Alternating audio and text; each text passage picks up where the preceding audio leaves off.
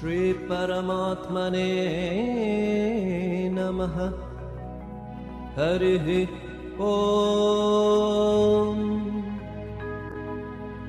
पार्थाय प्रतिबोधितां भगवता नारायणेन स्वयं व्यासेन ग्रथितां पुराणमुनिना मध्ये महाभारतम् अद्वैतामृतवर्षिणीं भगवतीम् अष्टादशाध्यायिनीम् अम्ब त्वामनुसन्दधामि भगवद्गीते भवद्वेषिणीम्।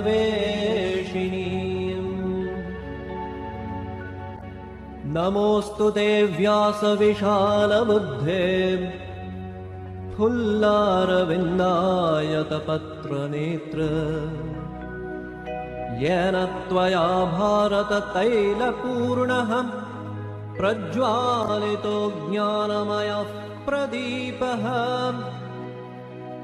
प्रपन्नपारिजाताय स्तोत्रवेत्रैकपाणये ज्ञानमुद्राय कृष्णाय गीतामृतदुहे नमः। सर्वोपनिषदो गावो दोग्धा गोपालनन्दनः पार्थो वत्सः सुधीर्भोक्ता दुग्धं गीतामृतं महत्।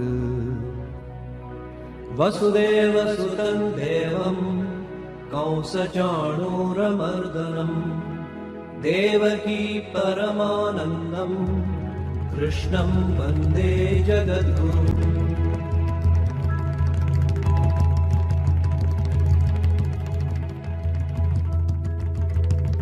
भीष्मद्रोणतटा जयद्रथजलां गान्धारनीलोत्पलां शल्यग्राहवती कृपेण वहनी कर्णेन वेलाकुलाम् अश्वत्थामविकर्णघोरमकरा दुर्योधनावर्तिनीं सोत्तीर्णा खलु पाण्डवैरननदिकैवर्तककेशवः पाराशर्यवचः सरोजममलं गीतार्थगन्धोत्कटं नानाख्यानककेसरं हरिकथा सम्बोधनाबोधितम्।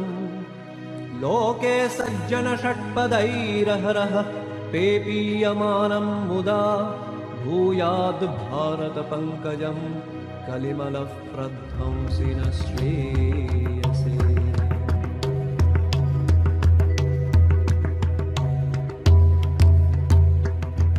मूकं करोति वाचालं पङ्गुं लङ्घयते गिरिं यत्कृपातमहं वन्दे परमानन्दमाधवम्।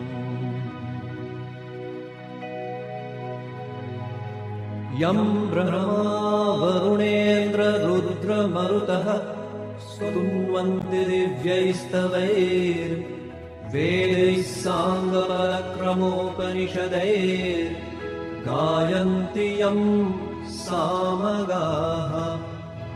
ध्यानावस्थिततद्गतेन मनसा पश्यन्ति यं योगिनो यस्यान्तन्न विदुःसुरासुरगणा देवाय तस्मै नमः।